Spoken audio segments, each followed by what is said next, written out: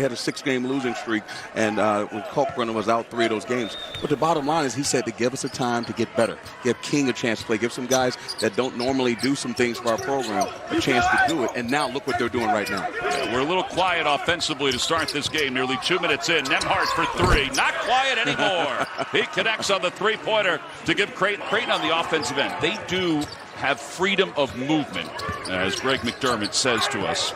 But he also would like them to make that extra pass because he thinks that extra pass will get some free shots. Oh, what That's a beautiful move. Put him in the spin cycle. You know, for Creighton, you don't want to put yourself in a situation where you disrespect the opponent. Not that they would do that, Tom, but I've been a coach. Yeah. And they read the records just like everybody else. They read press clippings. Sometimes it's hard to keep them focused the way they should be. How about that? An offensive board by Kaluma and the putback. He just ripped it out of Wahab's hands. Yeah, he's so good. Just a gift. Well, you saw the spin stop with that shot. Kalkbrenner thought about the 3. He does take some. Off the screen by Mitchell. Kalkbrenner down low. He caught it. Lost control. Spinning around off the glass. As soon as you said he does take 3, talking about what he means to his team, they're going to go right at Kalkbrenner. Right. And with 18 minutes on the clock, you don't want him to get 2 fouls. Kaluma. Off the screen by Kalkbrenner. The 3 is good. Nothing but net. Yeah, so good. I mean, he's just one of those guys. You just got to, like, he never left. BC, Arizona State transfer, the portal working at its best. Georgetown has a lot of guys that are in the portal. 1-point lead. Shireman for 3. It's good. The lefty with his first 3-pointer of the night. It's 17-15 Creighton. Say about shoot around. It's noticeable Kalkbrenner is A, funny. Yes. And also B, vocal. Very. Inbounds goes to Nembhard. So he was just saying stuff as he came back on the floor. Kaluma gave up the 3 to the free throw line. High post left side. Inside of Kalkbrenner. Got position and finish. And that's what he does so well. They're always afraid to get an angle. He's just struggling. Yeah, he may have forced that one. It's a 1-point lead for Creighton. Kalkbrenner, by the way, has gone over 900 points for his career. The fake. He'll keep it up top. Alexander off the screen, curls toward the hoop, off the glass, got his position, and is able to roll it to get to the rim and use his athleticism. 21-18, Creighton is on top. Not a whole lot of offense in this first half. Murray to the basket, no good. Wahab had it, knocked away. Now Nembhard saying go, go. Leaves it for a cutting. Kalkbrenner, the finger roll. Running the floor. You see the big fella he's been. You know that end. That was just a deep one. Nembhard for 3. That one's good. He splashes it home. And this is a 9-0 run by the Blue Jays. And it forces Georgetown to call a timeout. The Blue Jays doing. The Blue Jays, look at that. 0-3. They average 70 points per game. The opposition scored 75 per game. When he's in, the opposition scores 67. Yeah, so you think about it this way. Unless you have a team that has a 5, you see there's a row in there now, you got to have a 5 that can spread him out. Right. Because this is what's going to happen on the other end. He's tough to stop, much like Zach Edey. You don't have a big that can shoot 3s and bring him out the lean. Unless you're going into his body, tell me. He's a tough guy. I mean, we're talking about how tough is it to stop him. And in transition, that transition triple. They call him Trailer Shire. Cut off by Shireman. Got his pivot foot. Trying to get some action going. Kalkbrenner takes the rebound. You see the difference between the two teams. One team passes. Yeah. The other team doesn't. And the other team makes. The other team doesn't. Kalkbrenner offensive rebound. Putback is good. Kalkbrenner has 10 court, which is provides a lot of the offense for Georgetown.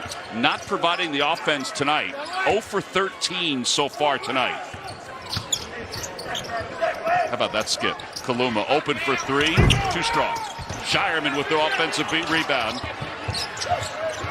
He's multifaceted, but a lot of people thought he couldn't rebound in his league because of athleticism. He does a great job of rebounding. Trey Alexander off the window. Wow. Yeah, he averaged 10 points per game at LSU. Back to a pass cut off by Riley. Riley running the break. Riley going right to the rim. Blocked away by Kalkbrenner.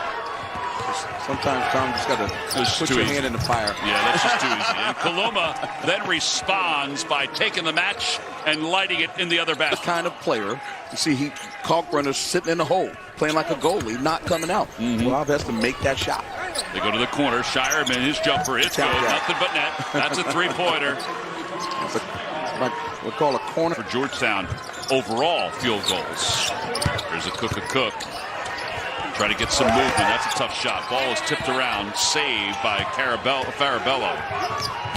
And Nemhart running the floor, winding to the basket, lays it in. He got a free path right to the hoop. But see how in moving the basketball around, they haven't done the job they did in the first half, and that's why the Warriors have closed this gap. Mason Miller in for the first time for Creighton. They get it to him. A little shot fake. Kalkbrenner really trying to get deep. There's that lob inside. Slams it home. Boy, that's great insight and good coaching. Got so lucky. Spears, little spin move. Now Wahab wants it. 9 minutes to play. For that left shoulder.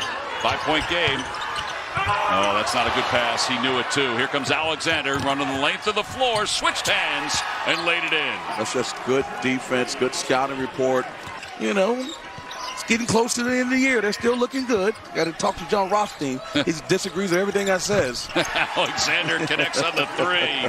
And it's now 51-40 through at the rebound. We were just in the timeout, T-Mac, and what did I circle? 1 for 7 from 3, and what does Alexander do? Knock down a triple. One right, that's what he does best. Cannot let him go right. Yeah, so he's got 5 straight points to now make it a 10-point game again. Here comes Nemhart, speeding, other end of the floor. Alexander open for 3, no good. Ball is knocked away by Kaluma. Just a heads-up hustle play. Get the rebound. You got to make sure you clear it. You got to look all the way around you. Make sure there's no one behind you. Kalkbrenner against Wahab. Shot clock down to 5. Nemhart, step back 3. Go! That's a heck of a shot. 56-40. Put an interceptor. Yeah, you need to lengthen this game, which has been very quick. Georgetown has 7 fouls. Creighton has 4. 1:20 to play. A little too light on their pressure. I mean, very light. Yeah, Kalkbrenner with his back to the rim lays it in, and a timeout called by Creighton. There's just not enough time on the clock to just allow them to. Step back 3 by Spears, no good. Shireman with the rebound, that's going to do it. 7 seconds left to play, and Creighton comes into D.C. and wins its 5th consecutive ball game as they win it by a final score of 63-53. And oh, by the way, they've won 11 straight on CBS Sports Network. Just figured we'd point that out as well. 10-point win for Creighton. Not a lot of offense, but with the victory, they continue to put themselves in a very good spot when it comes to the Big East standings. 8-3 and 14-8 overall. Marquette, Providence, Xavier sitting atop at 9-2.